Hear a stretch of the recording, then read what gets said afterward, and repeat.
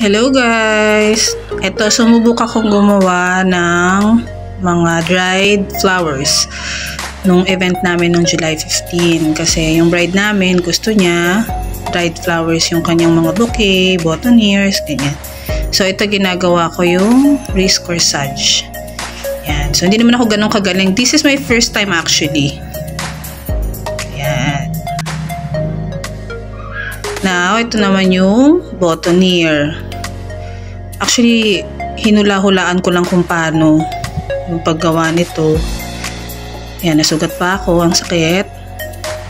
Punas-punas lang. Hubak ulit. Yan, pagpasensyahan nyo na ha. Hindi naman ako ganun kagaling. Actually, natuwa lang akong gawin siya and gawing personalized for my client.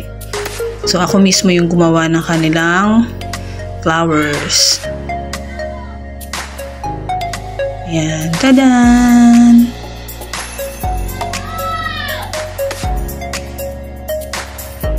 Yan, mukha naman siyang maganda, diba? Tapos, ito naman yung aking bridal bouquet.